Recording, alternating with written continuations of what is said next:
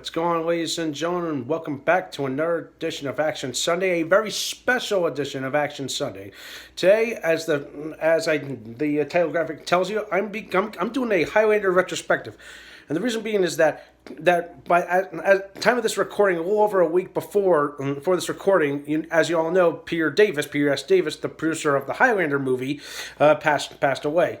And of course, it's a damn shame. I really wish he could have lived forever. But as you know, what they say in Highlander, no one who wants to live forever. And so that's what I want to talk about today. And it's not. I don't want to do just the whole movie. I just want to talk about the whole franchise in general. Why is it, and believe it or not, it's also one of my favorite movies. I mentioned that probably if you followed me on this channel before. I mentioned it back in my top 30.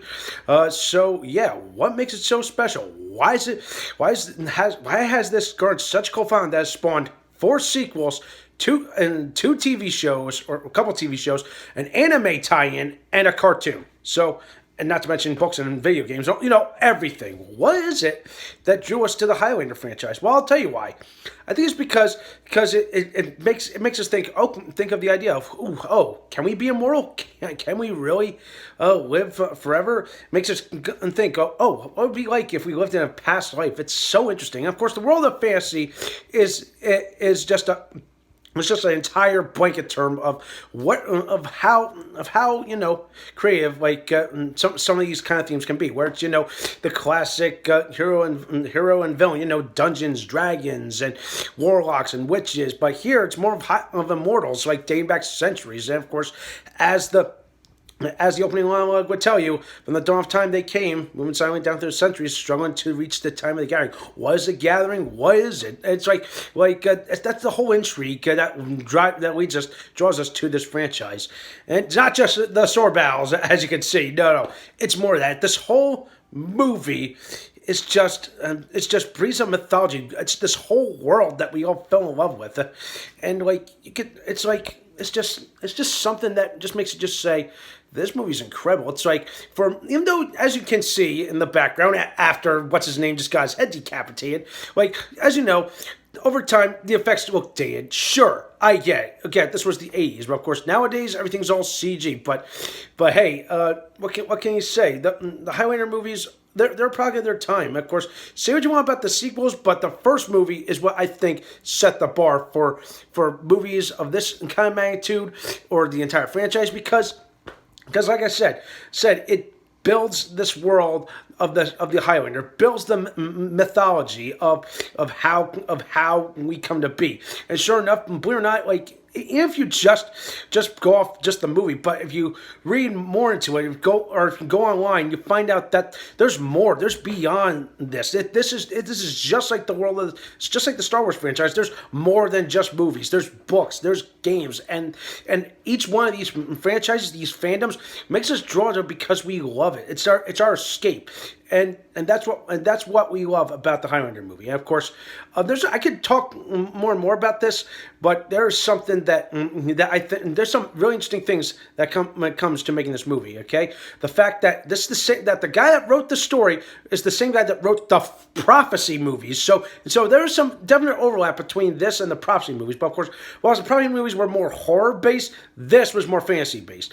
And also, well, here's something interesting: is that the fact that some of the behind the scenes stuff is really interesting. I can't get over the fact that opening monologue that we all listen to, from the dawn of time we come, that was done recorded over the phone from Sean Connery in his bathroom. I find that both elaborately hysterical and interesting at the same time. And speaking of Sean Connery, the fight scenes between him and Turgan?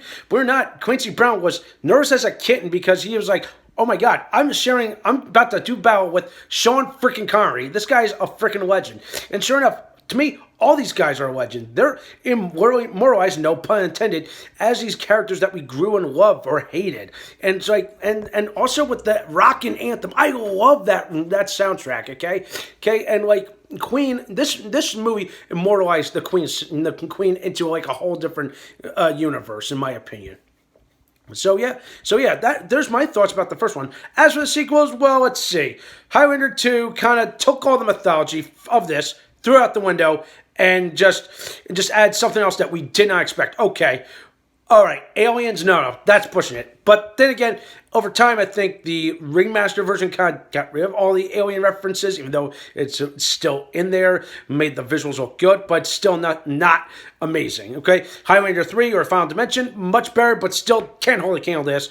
Endgame, I would say, was an okay attempt to blend both the television and the movies into one. I get. So you got Duncan, who's his nephew. You got his whole mythology, his whole backstory, and so we got that all intertwined. It's all, and I find that to be a little, how I'd say, tedious, but also at the same time you're meshing a little bit of the two worlds, and could be a little bit of a cluster, depending on how you look at it. But hey, it works. But I just find it. I just enjoyed Highlander Endgame because it's more like not really a passing of the torch. It's more like a changing of the guard kind of thing. And I understand that I feel like this should have been a proper ending to Connor McLeod. But then again, I understand we wanted to see more of Duncan McLeod. And that's what we got was Highlander Source. The less said about that, the better, because good shit. That, to me, was the biggest middle finger to the whole franchise, and just end it, and just let the sour taste in my mouth. But hey, at least the Highlander Search for Vengeance anime, side note, I will review that sometime in the near future, was pretty darn good. The fact that they blended most of the mythology from this into still following the McLeod name, but someone different. It's all interesting. It's all there. My goodness, it's. I have no other words to say. The Highlander franchise is cool. It's clever. It could be confusing at times, but overall, just looking at that, just look at that scene behind me. Okay, this, you can tell this just oozes mystique and coolness, and just the whole mysticism of the whole movie in general. It's it takes you to that world of, oh my goodness, we love these characters. They're heroes, they're villains. We love them. Are they going to live? Are they going to die? What is the ultimate prize in the end? Do they live forever? Do they get to live like a normal life as we do? There's a whole let's see discussion I can probably go beyond, but that's not what I'm talking about. But overall, the Highlander still has a special place in my heart because of all these good things I keep saying. And as I say possibly the best scenes of the movie is playing right behind me. I love this movie so much. Okay, and with that in mind, if anyone has never seen Highlander, you gotta see it. Okay, I say just stick to the first one. Ignore the sequels, okay? But if you want to explore and beyond that, read the books, find the comic books.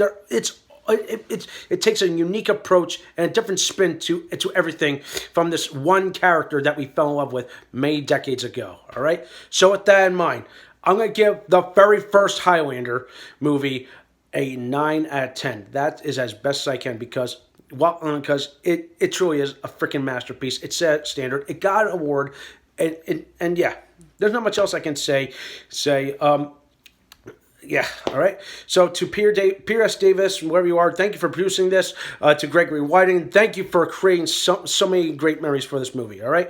So that does for today. I'm going to get back to reviewing, requested reviews next week. Okay, so that does for today. Thumbs up the video, subscribe to my channel, and stay tuned for some more awesome and exciting videos.